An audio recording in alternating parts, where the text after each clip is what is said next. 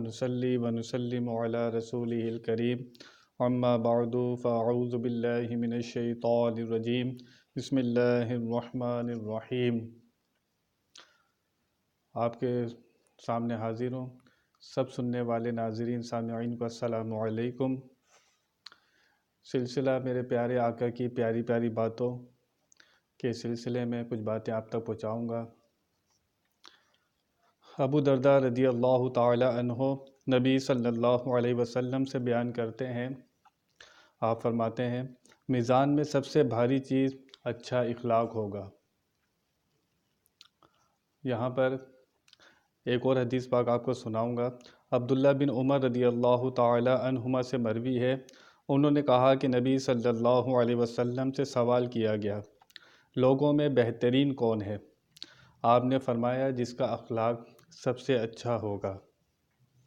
دو احادیث مبارکہ آپ نے سماعت فرمائی اور دونوں حدیث میں آپ کو اخلاق کے بارے میں درس دیا گیا اور ایسی فضیلت بیان کی گئی جو بظاہر عبادت و ریاضت سے بھی زیادہ لگتی ہے۔ آپ نے فرمایا میزان میں سب سے بھاری چیز اچھا اخلاق ہوگا، حالانکہ نماز 700 مرتبہ قرآن میں اس کا حکم دیا گیا، احادیث مبارکہ میں بار بار تنبیہ فرمائی گئی کہ نماز ادا کرو، نماز قائم کرو، لیکن فرمایا میزان پہ جب ترازو لگے گا قیامت کے دن، فرمایا سب سے بھاری چیز اچھا اخلاق ہوگا۔ اخلاق پر کیوں اتنا زور دیا گیا؟ اس لیے زور دیا گیا، ہم جو عبادت کرتے ہیں اس کا فائدہ ہمیں انفرادی ہوتا ہے، وہ ہمارا اور رب کا معاملہ ہوتا ہے، لیکن جب ہم اخلاق کے اوپر آتے ہیں تو اس کے ساتھ ایک پورا معاشرہ جڑا ہوا ہوتا ہے، اور جب ہم اچھے اخلاق نہیں رکھتے تو لوگوں کو ہم سے نقصان ہوتا ہے۔ اس لیے فرمایا گیا جو اچھے اخلاق والا ہوگا وہ سب سے بہترین ہوگا۔ اتنی شان کیوں دی گئی؟ کیونکہ جب آپ اخلاق پر ہوتے ہیں تو آپ جب لوگوں کے ساتھ معاملات کرتے ہیں تو لوگ طرح طرح کی باتیں بھی کرتے ہیں، کوئی ایسے جملے بھی کہتے ہیں جو ہمیں ناگوار گزرتے ہیں۔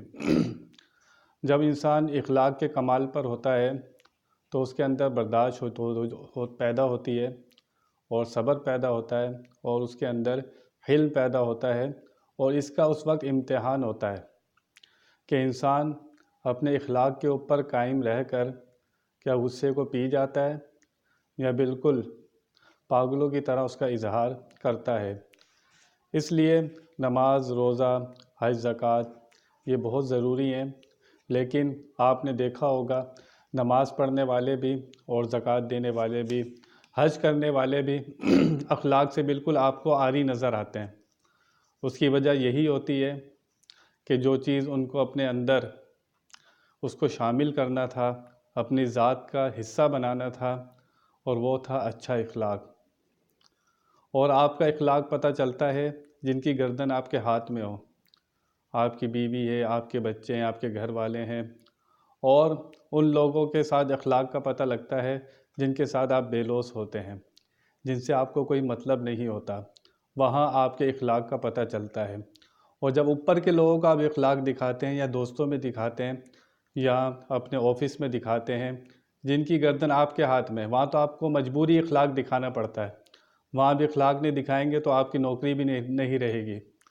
تو اخلاق ان کے ساتھ ہے جن کی گردن آپ کے ہاتھ میں ہے، ان کے ساتھ آپ کی برداشت کا پتہ لگتا ہے کہ جن لوگوں سے آپ کو کوئی مطلب نہ ہو اور آپ ان کے کام کریں۔ اللہ والوں کو جو اللہ کے پیارے بن جاتے اتنے درجہ ملتا ہے، وہ کیوں ملتا ہے؟ عبادت ریاضت تو سب لوگ کرتے ہیں، لیکن اللہ والے اخلاق کے کمال پر ہوتے ہیں، اس وجہ سے اللہ تعالیٰ ان کو اتنا درجہ عطا فرماتا ہے۔ آپ دیکھیں خواجہ غریب نواز کو 95 لاکھ کافروں کو اور ہندوؤں کو آپ نے کلمہ پڑھایا، 95 لاکھ کیسے پڑھا دیا؟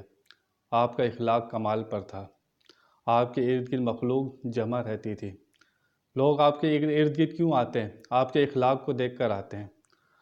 اور قرآن میں بھی آپ سنتے ہیں اللہ تعالیٰ قرآن میں فرماتا ہے اگر ہم آپ کو نرم گو نہ بناتے حضور کے بارے میں کہتے ہیں اگر آپ نرم دل نہ ہوتے اور نرم گوشہ نہ ہوتے یہ لوگ آپ کے پاس سے منتشر ہو جاتے۔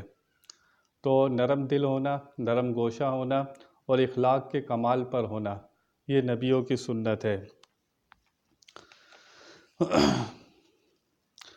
تو اخلاق انہی کے ساتھ ہے جو آپ کے ارد گرد ہیں اور جن کی گردن آپ کے ہاتھ میں ہے۔